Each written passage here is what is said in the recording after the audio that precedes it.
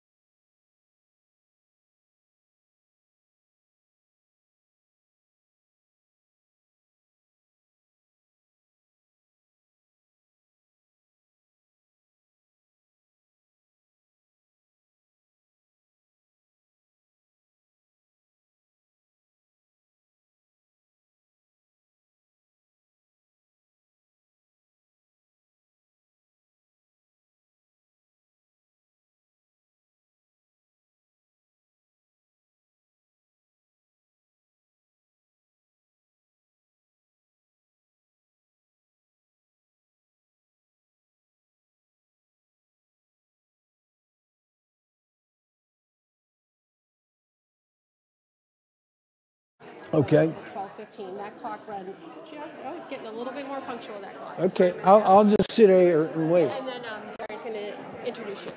Okay, thanks. Okay. After he leaves the podium. Yeah, okay. Yeah, I got to have the lights because it's hard to read in the dark. Yeah, Currently live, so Ooh. we love millennials. Okay, okay.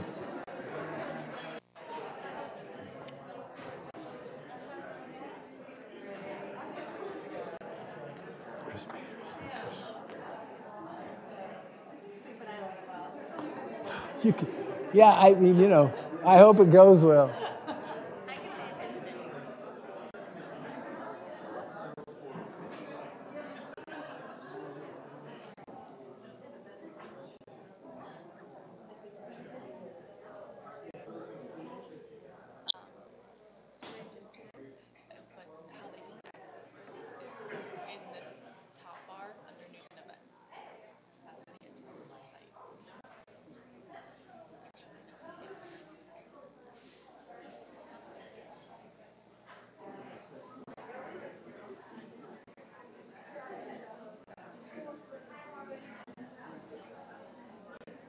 Okay. Oh boy. Okay. Yeah. I'm gonna throw spit. Are you guys? Because you guys are not. Hi, you guys everyone. throw spitballs. I think we're going to go ahead and get started. Yeah, spitballs, man. Oh yeah. Shooting them through a straw, even better. Oh yeah. Yeah. That's a little too. Can you hear me now? A good solid, yeah, Michigander. Wisconsinite and then Michigan, yeah.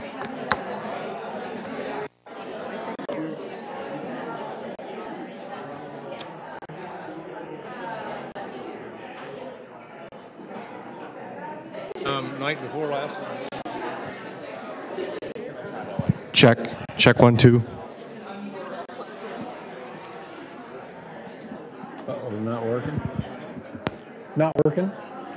Okay, is that better? Can everybody hear me now? All right. If I could have everybody's attention, please. I think we're going to go ahead and get started so we can get done on time. I think this is the first time in my life I've ever needed a microphone. I've never been told I've been too quiet. My name's Erin Hennessy. I am co-chair of our seminar series with my colleague, Dr. Christian Peters, and we are excited to have you back this spring. This is our kickoff event, and this is your first full week of classes, so I hope it's going well. I'm going to tend to a few housekeeping items and then turn the mic over to Dean Motsafarian, who will introduce our speaker. So while the spring has just begun for our semester, we are actually starting to plan for our next academic year seminar series, and we want to make sure that we hear from you, and we're going to do that in two ways. One, we want you to all be aware that there is a function on the website now that you can go to and submit feedback, suggestions. That can range anything from a general topic idea to a speaker that you may have recently heard or something cutting edge that you saw in the news and you want to think about bringing that topic or that person to Friedman to present. So for anybody, you can go to the nutrition website and click under news and events and click on seminars, which will bring you to our new main page.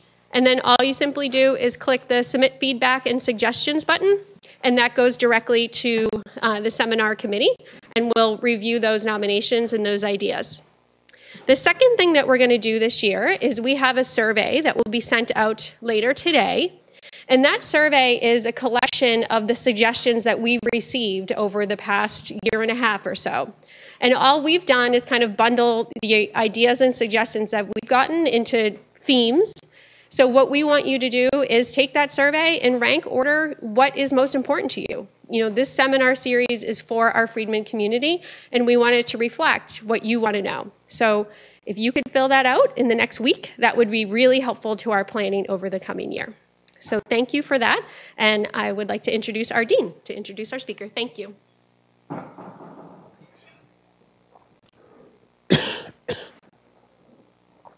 So happy New Year, everybody. Welcome to a new year at the Friedman School. It's going to be a wonderful 2018. I'm really delighted and honored to introduce Greg Gottlieb, the new director of the Feinstein International Center. Greg was recruited to come to the school and to Tufts from USAID. He received the Distinguished Career Award there, which is the highest award given to USAID staff. If he had stayed at USAID, he was probably on track to become the chief administrator, to lead all of USAID. Really a remarkable career there. He was mission director on the ground for Malawi, for Pakistan. He had oversight over really all of the humanitarian assistance programs in his last year, and he's just been a wonderful asset to the school and to Feinstein, working with the faculty at Feinstein, students here, students at Fletcher, to really think about the future of humanitarian crisis. And so I'm really delighted to have him sort of give his inaugural lecture here at the school as the new director of the Feinstein Center. Thanks, Dari. Thanks. Thanks, Dari. Thanks, Aaron, Chris, for organizing. Thank you all for being here. This might not be the usual talk at Friedman, one on national security, politics, and development, but I hope what I can do is demonstrate how the connections between these three entities can elucidate lessons in your work, even if you aren't in the international sphere. Post 9/11 has brought significant changes to the world of international development and humanitarian assistance.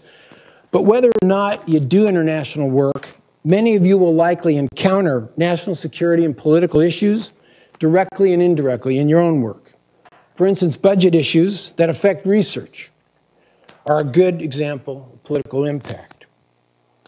When I started my career in development, I was working in programs with relatively low stakes on the geopolitical stage. Uh-oh, something's happening. Oh, it's my slide. Oh, gosh. There it is. Thank you. However, as I advanced to more senior positions, I began to see how development is not an independent endeavor, but rather often inextricably linked to U.S. national security interests and political agendas on the world stage. As Dari said, my background, I had 25 years with USAID. I was a mission director in Pakistan, but I also worked in political transitions, and I worked on the ground in many countries in major humanitarian crises. And it helped me to better understand the nature of development programs and the connections to national security. I got an early glimpse of a 9/11 world while stationed in Nairobi in 1998, when the U.S. Embassy was bombed by al-Qaeda. I ran the U.S. government program for recovery and began to see how national security concerns around counterterrorism could and would influence development programs. And it's not just in the United States that we're moving closer to development being a part of national security. Just recently, the British Minister for the United Kingdom's Development Agency said, and I quote, "It would do aid in the national interest," unquote. So we're not alone.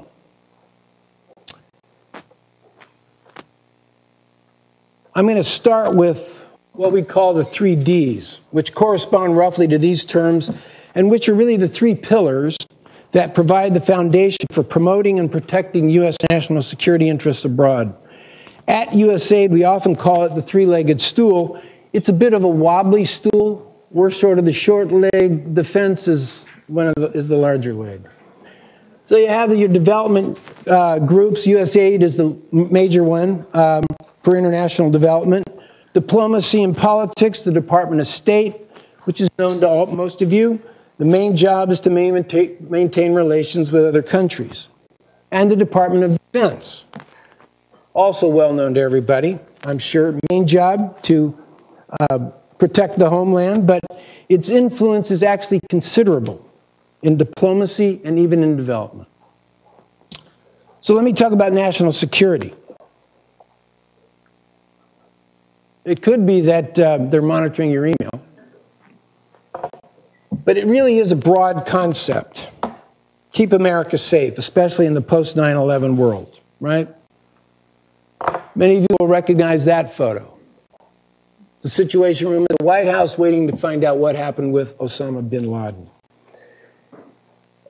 It's a corporate term, really, that covers national defense and foreign relations. And it is now a term that can mean even vigorously pursuing perceived enemies.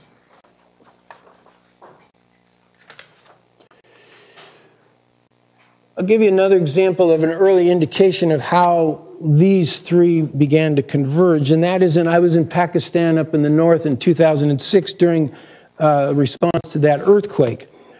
And it turned out that we worked right alongside men wearing green turbans. They were Pakistani Taliban.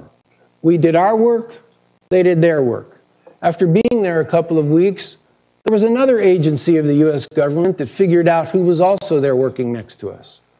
Needless to say, we no longer had much of a partnership with the guys in the green turbans. But I also observed during that particular emergency how the State Department wanted the military to have a big role in Pakistan, which they did with many helicopters and a lot of soldiers on the ground, in part to begin to cement relations with Pakistan and to cement relations between both of those militaries. The Defense Department, as I said, known to everybody, right? Doesn't need much explanation. Its writ, though, has expanded to include nation building in Iraq, in Afghanistan, in my view, not very successfully. USAID personnel even work with them in Afghanistan and outlying areas in things called provincial reconstruction teams. Kind of a mixed bag even then on results. The increasing ties between defense and other elements in aid and in state have grown, particularly in the Middle East now. Mosul and its retaking and now resettlement is a good example of that, of how these three entities work together to plan that. The military wants development assistance to stay funded, so it does not have to try to wield the tool of development. And there's a firm belief by some senior US military officers that better development means less need for military action. Diplomacy. Well, really, it's the art of managing relations with other countries. But what's their role in development, and what are their attitudes toward it? Their role has expanded substantially, beginning with Afghanistan in around 2002, when an ambassador was appointed to oversee all development programs there. More and more, diplomats see development as a tool of diplomacy. This has continued in Iraq and elsewhere. Now, the State Department is not necessarily known for its long-term outlook. It is there to solve crises. And mostly it takes a very short-term viewpoint as it tries to settle these crises and maintain good diplomatic relations. For example, right now, think about Syria. We've been supporting the Kurds. The Turks are our NATO ally, and now our NATO ally is attacking the Kurds that we're supporting. So if you're a diplomat, you have a conundrum that you have to try to settle, and quickly. Plus, post 9/11, USAID now reports up to the Secretary of State. So it's more common now in complex development programs to come up under ambassadors. In the health field, even HIV, the massive USAID HIV program, PEPFAR, it's the ambassador in the country that is actually oversees those programs. And there are complications because of that. Development. And what are the viewpoints of the people that do this? We're often considered, or if I speak of we, the bleeding hearts who just want people to be happy and healthy. I hope some of you would raise your hand to that. Former Peace Corps people, right? But in fact, people in development are committed professionals with varied viewpoints, many of whom think development should be independent from broader diplomatic efforts. There is a broad array of programs requiring expertise, wide mandate from HIV to democracy and governance, to humanitarian assistance, to political transitions, to economic growth, right? And usually at aid, we take a longer-term outlook on things. It's a long-term viewpoint because it takes so long technically and bureaucratically to put together a development program and then to achieve results. And that's familiar to most of you in your nutrition work, and Professor Economos is here, and you don't just lose weight overnight, right? It's, takes a while.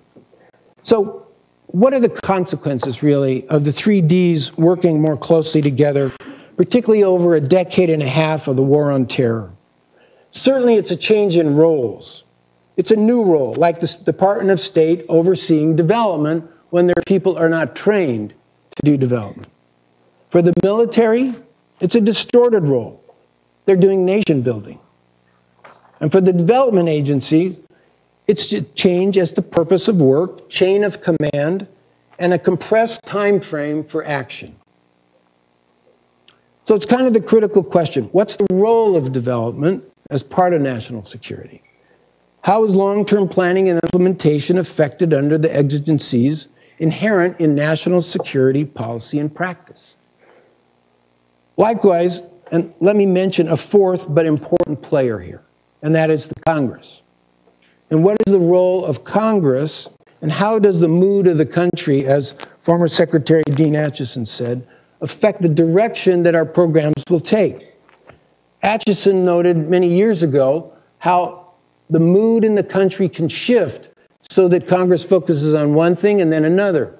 If you think about Vietnam, post-Vietnam, we were in for a war, and after Vietnam, we didn't want anything to do with putting our troops overseas. And that's the kind of thing that Acheson was referring to. And I'm not here really to assess blame.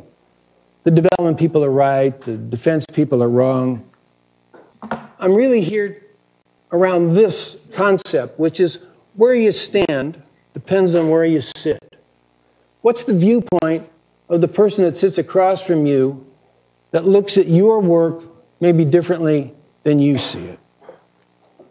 So what I want to do is just outline the process as I saw it manifested in Pakistan. Hopefully it's helpful for you in terms of whatever institution you work in. And what I can say is nothing in this business really works exactly the same time next time around. But there are consistent markers to follow, and I think Miles' Law is one of those principles. Pakistan is really a good example of the convergence of the 3 Ds. All 3 legs of the stool had serious interest in the country, and I believe that Pakistan illustrates the likelihood that more of our development work will be enveloped in the national security cloud. So we'll look at the ups and downs of the relations with Pakistan, the circumstances that caused Congress to authorize nearly overnight a 10-fold increase in the development budget, and the political and national security wrestling matches that ensued over the suite of development programs to undertake and their subsequent operation. And we'll look at how political, military, and even intelligence events undermined intended programming, while also looking at what success was possible even under such circumstances. That is Pakistan. It has been a national security, it's been a country of national security importance for a long time. Few reasons. Recently, because of Afghanistan and because of terrorism in that country. Long-time tensions with India over the border. Demographic concerns. The nuclear challenges between India and Pakistan. And it's been a roller coaster of politics in the country, with the country being ruled by military dictators or military governments for many years, right? And each leg of the stool sees it a little bit differently. This is how the military sees it when they look at Pakistan, right? Mr. bin Laden, it's a terrorism problem. But what the State Department sees is they see nuclear problems. They see relations between India and Pakistan and how it can destabilize a region. And of course, the USAID people, what do they see? Hunger, poor education, need for water, gender equity issues, but also Pakistan is the 42nd largest has the 42nd largest gross domestic product in the world. So there's potential, great potential for growth. A little bit more about the country. I thought I'd better throw in some health and nutrition statistics just to grab you here. So why are we interested in, or why was USAID so interested? The population has just crested 207 million. That's a 57% growth since 1998. The birth rate is 22 per 1,000, like Haiti, like Bolivia. In health, underweight kids, 43%. Stunting, 44%. Wasting, 15%. Immunization rates for measles, 61%. That's less than Afghanistan. And when you look at Bangladesh, which was part of Pakistan before, it's 94% in Bangladesh. And 1 out of every 5 kids in the world who are out of school is a Pakistani.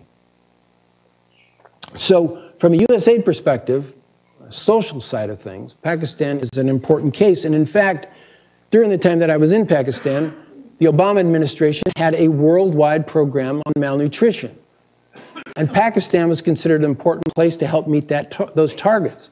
But as you'll see as we get into programs later on, in fact, from the political standpoint, there wasn't a lot of interest in nutrition or in malnourishment in Pakistan. That's not where the political side of the house wanted to go with our money. And USAID has a long history in Pakistan. We had a broad development program there for many years. Even in the 80s, sort of assisting the Mujahideen inside Afghanistan. But in 1999, there was a coup that brought General Musharraf to power. And under US law at the time, we had to close our development program, which we did. And then came 9/11, right? And somehow we needed a new relationship with Pakistan and Mr. Musharraf, which reminds me of a quote from Groucho Marx who said, these are my principles, and if you don't like them, well, I have others.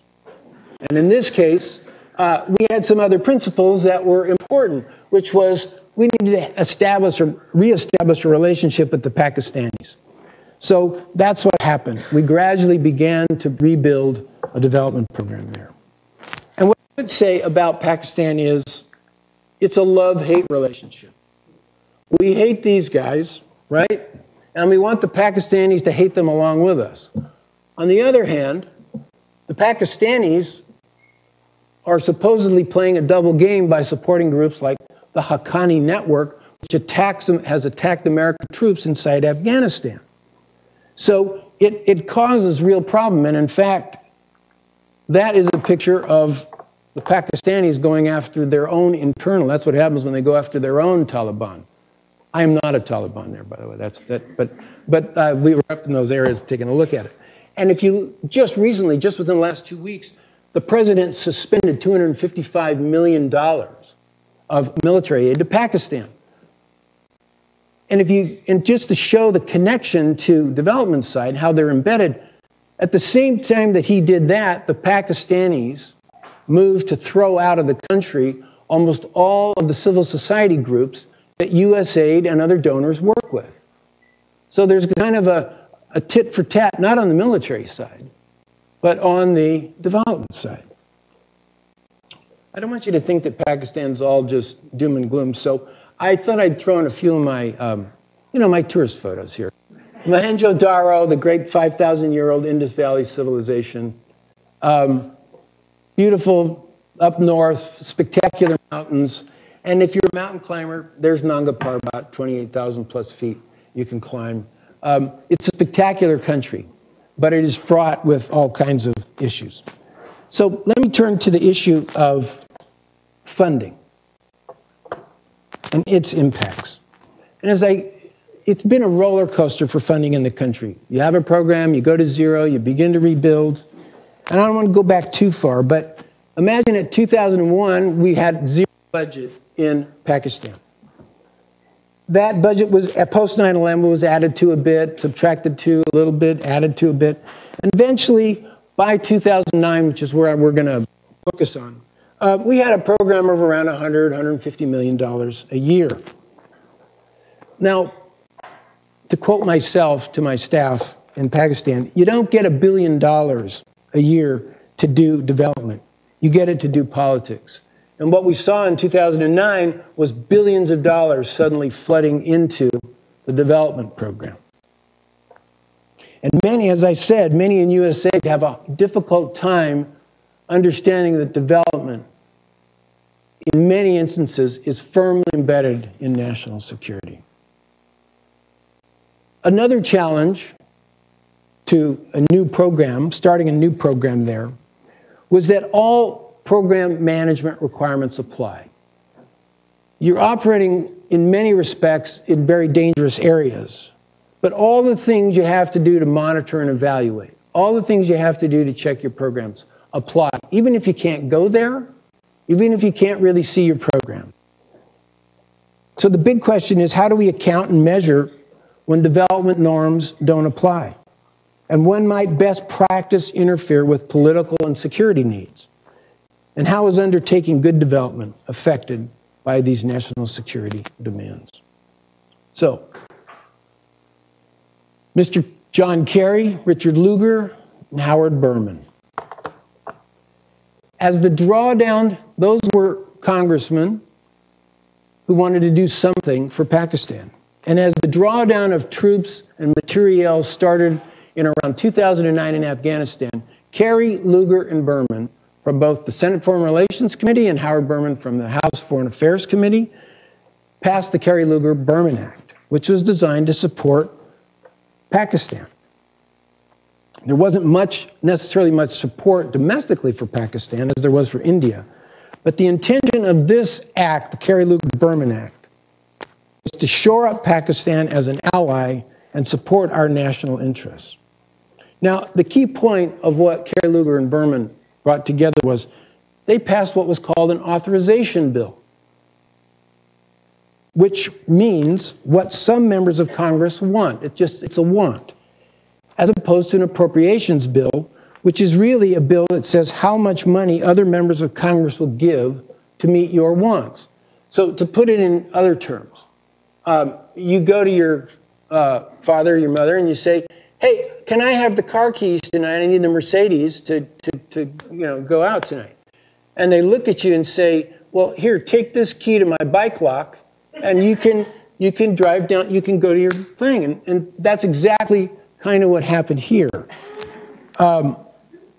We sort of ended up with a little different thing, and I just wanted to take you back to Groucho Marx again. Because if you think about it, question that's going to come to the Pakistanis' mind and our mind is, what did we really intend when we did this? So the KLB Act authorized $7.5 billion over 5 years in development assistance to Pakistan. But as I said, Congress is not required to give all that $7.5 billion. But the Pakistanis heard $7.5 billion. Right? And then Congress decided something different. And it's further evidence what I'm talking about here when you can take a look at this. So we had a budget of about $100 million in 2008. In 2010, it went to 1.2, but we didn't really make the 1.5, did we? And then you can kind of look at what happened afterwards. If you're the Pakistanis, you're going to wonder what kind of partner you have in terms of the United States government. Are we going to meet what we said we would do or not? They heard $7.5 billion, and we got nowhere near to that. And if you are part of the development group, and you are looking at possibly $7.5 billion, that's what you're told to plan against. Not what's going to happen in an unknown out year, but that $1.5 billion a year. So remember what Miles said about where you stand. Where you stand depends on where you sit. So we started off with $1.2 billion. Only Afghanistan was a bigger program at the time, and it dropped year after year. And these were the things that we were going to do. We were going to do education, we were going to do counterterrorism, we were going to do energy. The Pakistanis had a priority for energy because their energy system was in a shambles. And that's what the State Department wanted to do. The Defense Department wanted the money, most of the money, to go into counterterrorism. And for USAID, well, let me go back here. And for USAID, we wanted it to go into education, right? That was our priority. And at the time, you could see that 1.2 billion represented, as I said earlier, a tenfold increase in 1 year in the budget, which created all kinds of complications for us. And as the program rolled out, the State Department was put in charge. This is a little bit around the revolving cast over about a 6-year period. We had a change in congressional majority, right? We had 2 secretaries of state. First it was Mrs. Clinton, then it was John Kerry. We had 4 U.S. ambassadors during that time. We had 5 coordinators. And we had 5 USAID mission directors, of which I was one. Probably the favorite one out there with everybody, but you know. But what happens when you have a revolving cast like this is means you have a lot of different viewpoints about what should be done. And the coordinators were very powerful in Washington, and the ambassadors were very powerful in the field. Usually USAID plans and implements, but not this time. And this man was the first coordinator. That's Richard Holbrooke. He was the man that negotiated the Dayton Accords to settle the war in the Balkans. And he was a very powerful and well thought of senior diplomat. Programs under him were inflated and deflated, changed drastically at times. At one point, Mr. Holbrooke said, I want all the money that's going to your international partners, I want half of all that money to go to local partners. It's a good concept. The problem that we had of trying to go to local partners was that maybe those guys had managed the budget of $1 million a year. And we were being asked to give them $40 and $50 million a year to manage. It is a recipe for problems. One of the saddest was we actually were working with a communications firm to develop Urdu language Sesame Street. It never got off the ground. We gave them so much money, they literally collapsed under the weight of it. And that's the problem that you have, and you're trying to spread half your budget over for local funding, right? There were democracy and governance programs. State Department wanted those. The Pakistanis wanted nothing to do with them, right? It was sort of a downward compromise on social programs. State was adamant, state and defense were adamant that the money go to counterterrorism and energy. And we had a fundamental disagreement with state over what was important to really deal with issues of counterterrorism. That is, we look at health, we look at education and economic growth as the right tools. Being part of the 3Ds, being perceived as part and parcel of national security apparatus can have unfortunate consequences. In 2011, a CIA staffer named Ray Davis, who was in Lahore at the time, killed 2 Pakistanis thinking that he was under attack. The Pakistanis were outraged, and the government of Pakistan suspended many of the development programs, resulting in delays and more accumulation of unspent money. One of the things that happens when you go overnight from 100 million to $1 billion or more is you can't spend it all. And so the next year funds come, and you've got even more money in your bank account. And then people begin to ask the question, hey, how come you're not spending your money? And you know how long it takes to get development programs up and going. And the point of this is that when development is embedded in national security and is seen as part of it, the consequences to those relationships, those security relationships, impinge upon the development programs. And as I said, okay, we were staffed to spend $100 million. So it was really difficult to respond quickly to the $1.2 billion. The local staff, we were thinly staffed. We'd lost staff in the early 2000s. We were just beginning to build it up. In addition, there were strict limits on travel because of security.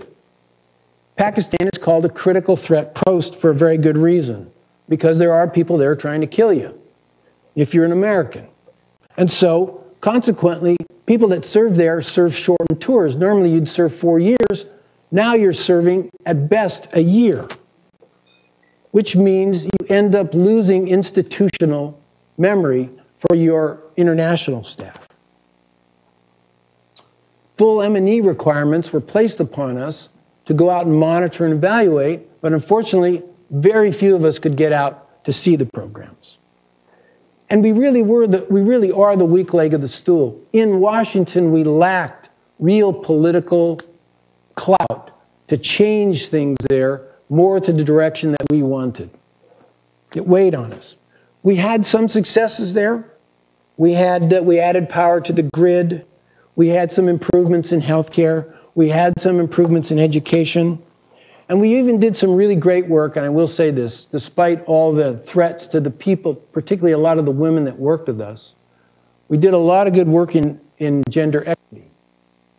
And this was actually the name of a television cartoon that we helped produce about a teacher who struggles against her unenlightened principal at school. And I believe it's still playing. It was quite successful.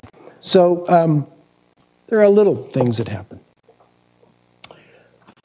I wanted to talk just a little bit about Congress and its role. And we'll there you are. Sort of wither congressional support for Pakistan. You know from earlier discussion that it looked like there was, as I said, there was never really very strong support for Pakistan. And over time, that support began to wane. There was frustration with the Pakistanis over the fight against the Taliban. At one point, the Pakistanis closed the border with Afghanistan as we were trying to pull our military materials out, which set off another diplomatic route, right? The Pakistan military security was suspected of continuing to support the Taliban inside Afghanistan. That's okay. And as I said, there was still support for counterterrorism. Well, that's interesting. Okay. That's even more interesting. Thank you. Okay. That's good. Well, it's so dark here that I'll just... All right. Let's answer that phone. That's my mother? Ask her how I'm doing. Okay, it's off. Good. Actually, that could be my sister. I think she's watching on the West Coast. Okay. So... I think really what happened was the mood in Congress changed against sort of, I wouldn't say anti-Pakistan, but against Pakistan. And that budget, as I showed you earlier, began to shrink precipitously till by 2016, it was down below $300 million. And when you think of a $300 million program in a country of 200 million people plus, that's not a lot of money. So by 2014, Kerry Lugar-Berman ended.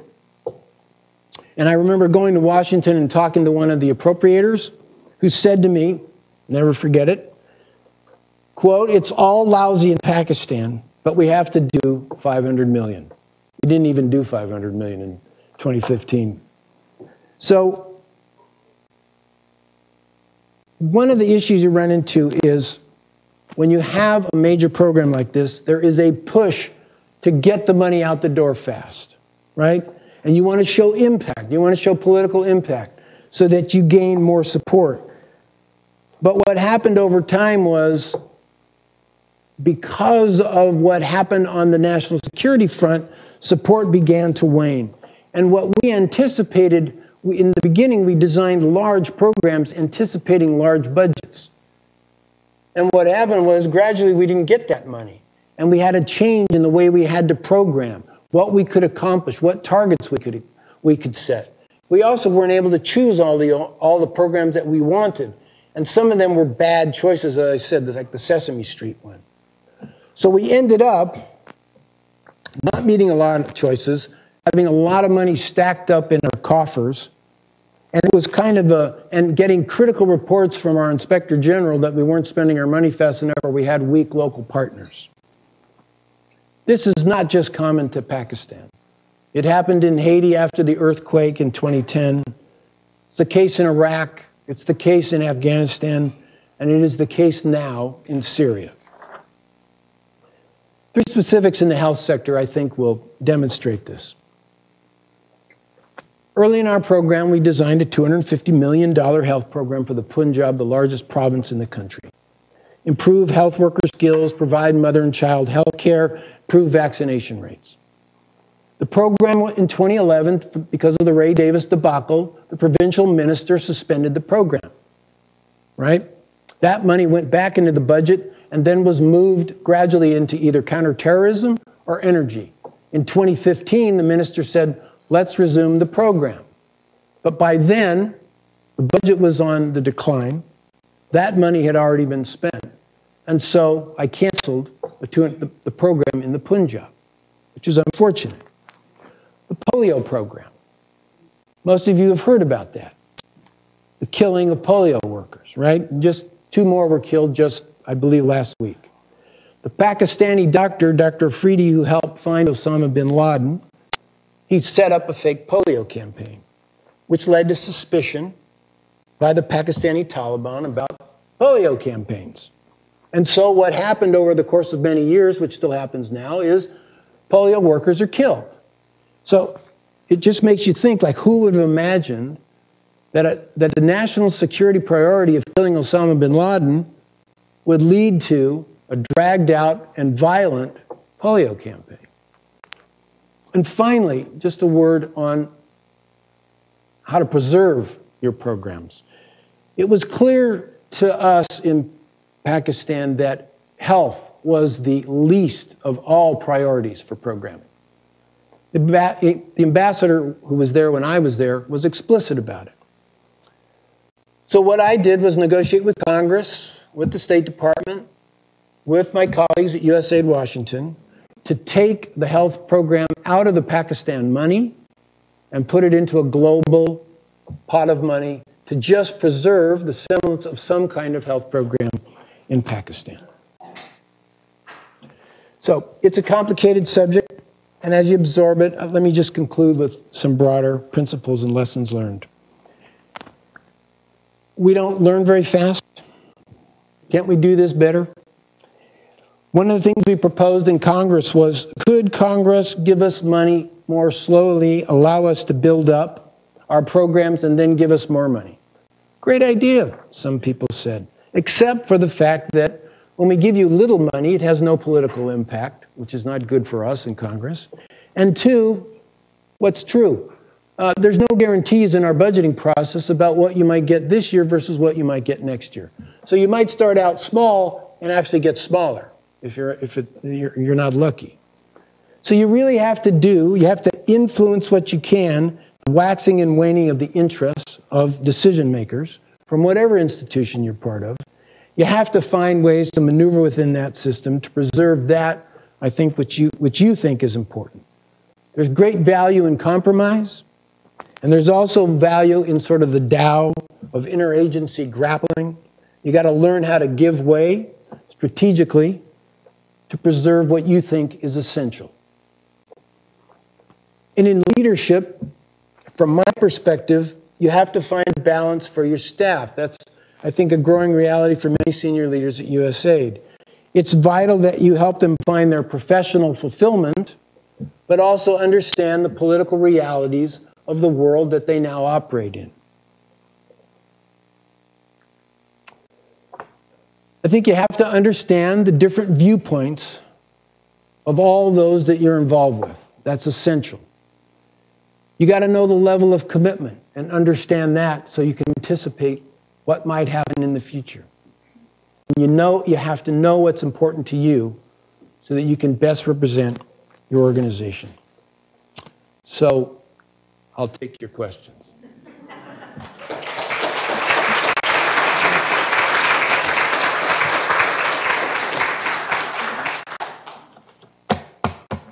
Oh, come on, please.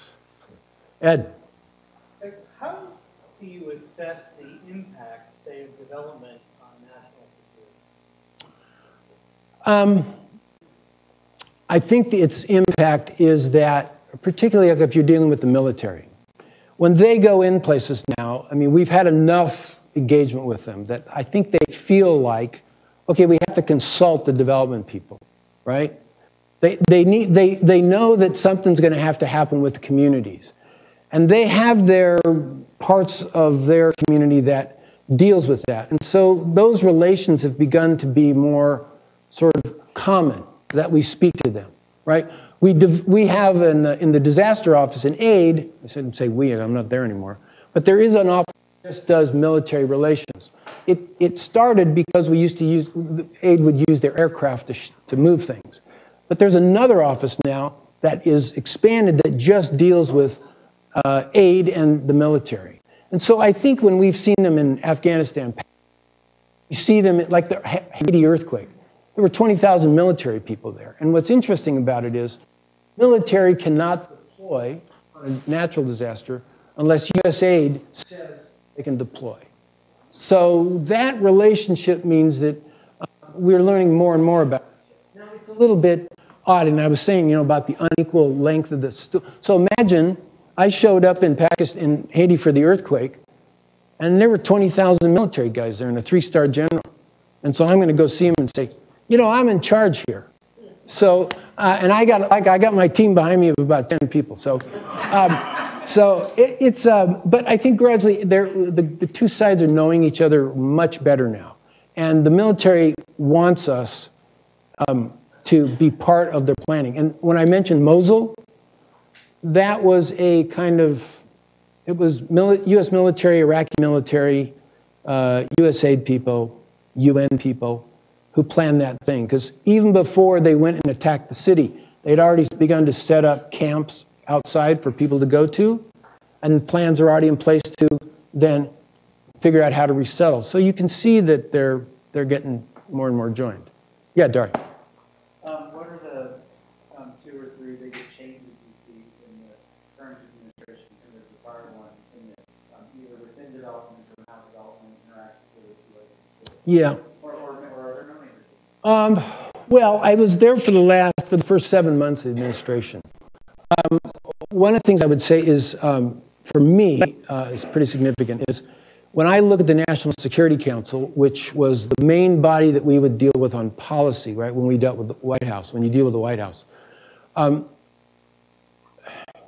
Well, I'll just be blunt. I mean, they're having a hard time recruiting people. And because you have people like McMaster and Flynn that were at the National Security Council, many of the people that recruited are military people. So they come with a military mindset. Good example is in Africa. There were 2 people that were recruited. One guy who'd never worked in Africa, and the second guy who was Special Forces in Africa, which means your job as Special Forces in Africa is a lot of times you're hunting down people, right? So when you're dealing with those guys, they're coming at your work from a much different perspective, not from kind of a more diplomatic perspective of what you usually get, but more on the military side. So so the question becomes, well, as I said, the military tool is also a diplomatic tool. If you've ever seen the way that our 4-star commanders travel with their own planes and a cadre of people around them, I mean, they're diplomats as well. So I think, to me, that's one of the biggest changes I've seen so far. The other real difficulty is that there are very few political appointees, which means that usually they're part of the policy-making plan, right? You get a new administration, you get a new national security policy, which we just got. But there are very few politicals to implement that. And so the question is, if they don't really trust the career people to do that, and you don't have a lot of politicals, there aren't very few. So there's not a lot of guidance there, and that's one of the challenges, I think. It's the administration's having a hard time recruiting people. Yeah. Yeah, right behind. Oh, right behind you, Ed, and then I'll get to you. I was going to ask a question about development and the component of reaction, as opposed to being reactive as opposed to being proactive. And thinking about, after 9/11, you were talking about how one of the reasons that terrorist movement had grown was tied to the left. In the 60s, there had been a growth of U.S. libraries, international libraries. Right. Right. Offset locations. And this is a very altruistic, we're going to share U.S. values. And that this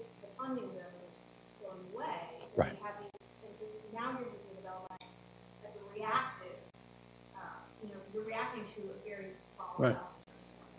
So, and that, thinking about it that way, what is the role of international or like a private organization for going in? Is there any, are they filling in the gap, like the Gates Foundation, or who are actually able to go into situations? Well, yeah, I mean, if you look at polio, I mean, the polio effort is mostly funded by Gates. I mean, they're the big funder. That's been a big change in the development world. Gates is so big it can drive some of the things that get done. But I mean, to your point on, the loss of these libraries and stuff, I mean, one of the challenges about that is that, in the 80s, one of the military rulers of Pakistan was very religious. And that made a big shift in Pakistan to make it a much more conservative country. And, the Pakistanis then began to use some of the religious folks to kind of counterbalance things, particularly it started up in Kashmir, right? And then it kind of got loose, right? The Taliban stopped listening to them doing their own thing and began to oppose the government. And it's difficult. What's happened over time is that it's become more difficult to access parts of the country. Like we could try to do a program, and we wanted to try to do a program, sort of a counterterrorism program in the parts of the Punjab, but it was just nearly impossible to access. And when I say it was dangerous, I mean, I'm not kidding. It really is one of the advantages, I suppose, or disadvantages of being one of the senior people in the country is you have to read the CIA's books every morning to see what's going on, and you see what's going on, and it's a little bit scary. So you have to be protective of your people, right? You can't just have it going. So, and it makes it difficult to do those kinds of things, and that's why one of the reasons we liked health and education was because it's a lot easier to access places. It's not so threatening. You're not trying to get into the middle of the community. You're trying to do something that most people really want. Like you don't see the Taliban will kill the polio vaccinators, but they don't kill the guys that are doing measles and diphtheria and all those other things. So it's kind of interesting. Yeah, B. And then I'll be. I don't place a student, but when you said, Well, this is just a student. you said, I didn't see. You said something about the lessons. Why can't we learn? Yeah. Why can't we learn to do it better over Right. time? And all of the stuff that you were kind of describing suggests to me that learning doesn't really do it because all of the constraints that you were listing, it makes sense to do it this way, but that's not how congressional appropriations work. It makes sense to do it this way, but that's not how you can implement the military. So I'm wondering if you're being a little unfair to yourself in a way by saying, gee, can't we learn to do it better? And is there a pathway? Well, actually, I really do think there is a better way to do it. I mean, the fact is that we have so many examples of taking a lot of money and shoving it into a very small hole. And because Congress wants to make an impact, right? If you're the military, right, you build up your troops, right? But once you go, you're like big, you're there, you're everywhere. And for diplomats, well, what's your job? Your job is you negotiate, right? But if you're going to do, you know what it's like to do one of your programs, it takes years to do it, right? So development programs are done over time, right? It takes a long time. There are other things you can do on some of the counterterrorism things, some of the political transition things, which you use small amounts of money, but you don't need a lot of money. You need small amounts of money that put you into the community, and there are programs like that. The problem is that when you perceive of your development tool within the same time frame as you perceive we're attacking you, defeating you, and making you our friends again, that's this time frame, and that other time frame, that other tool, it's like, no, I got to plan this, I got to figure it out, I got a lot of rules, and oh, by the way, could you use those partners over there who can only take $1 million and not $50 million? So I do think we can do it better. For political reasons, we probably won't do it better. There's somebody in the back, yeah.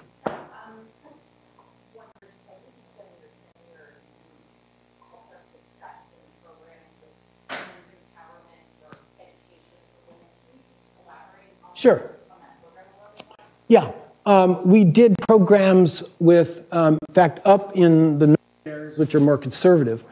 We actually did a program to train lawyers. We got, I mean, women who you would have never thought would be lawyers became lawyers so they could defend other women in their cases of violence. I mean, Pakistan is unfortunately known for acid attacks, right? We actually did a lot of work with acid attack victims. But we also worked to try to build up the cadre of female lawyers in those areas so that they could defend those people. In fact, there's a photo, and I wish I had it, is of me standing on a stage with about 10 women completely covered in their burqas. And we're having our pictures taken. And it's a kind of, you know, it's interesting. They were that conservative, but they were so proud to be up there and do that. We had a lot of programs inside some of the major cities that were around female entrepreneurs. A lot of women who've been battered by their husbands, divorced, left to, you know, with their kids. And so there was a lot of that where we, you know, because there's a lot of work done in USAID on building businesses. So that was another big thing.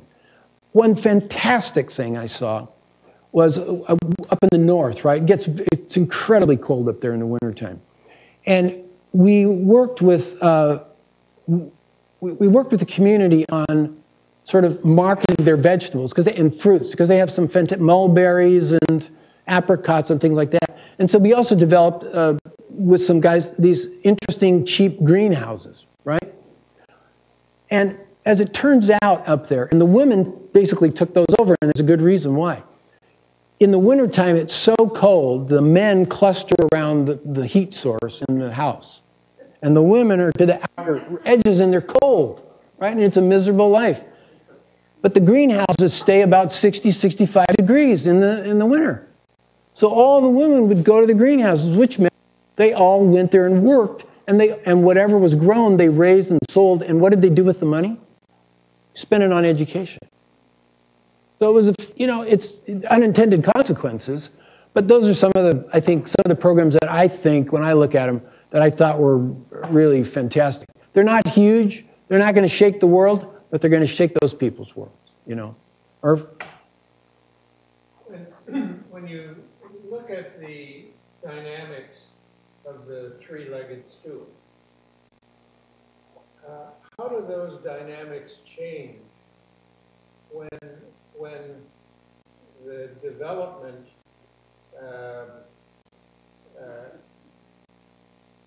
needs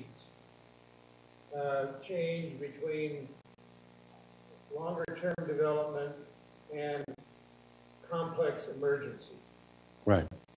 So it seems to me that one of those is very different than the other in the way in which it will influence appropriation of funds. And obviously in the food aid world, we've seen a dramatic change between food aid for development versus food aid for emergency.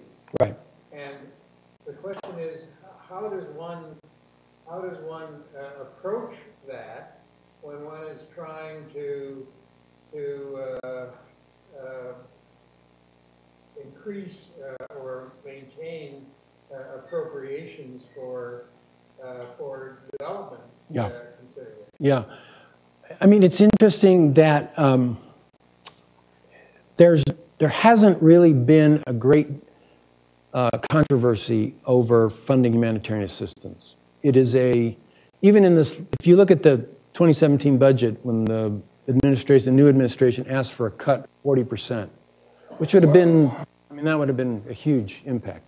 But not only did Congress not agree to that, they gave an extra $1 billion into the humanitarian budget because of Yemen and Syria and all that. And, you know, in a complex emergency, I would say things are a little simpler. Because in that, you're oftentimes really limited to what you can do, right? South Sudan is a great example of that. We'd like to be doing development work, but that is shut down because in South Sudan, with all the fighting and insecurity, about the only thing you can do is just feed people or do basic health care. You can't do a lot more. And so the lines are clear, right? Because your program is simplified. In like Pakistan or Afghanistan or Syria, where there's a mixture of things that get done, you want to try to do long-term things because, well, the Pakistanis said, hey, we need energy. But rebuilding an energy grid is a long-term process, right? And so there's two things. One, that's complicated to design that. Two, you have a Congress that may or may not feel like they want to keep funding it. And three, you have a partner that may or may not feel is a great partner. And so that's one of the challenges, I think, as you move out of that sort of complex thing where everybody says, oh, they're starving, we got to feed them, they're migrants, we have to feed them, to, okay, now we have something that's a little more normal here, and that's when it gets even more complicated, because you've got this security thing on top of it. So, yeah. Aren't you really changing the definition of security? When you talk about the range of reality between the longer term insecurity and immediate insecurity? Yeah, you are. You're also sort of you're also challenging the purpose of your programming. Or you're asking your long-term programming to have a purpose that it perhaps wasn't intended for, right? So, time. Thank you very much. There we are. Keep in touch. Thank you.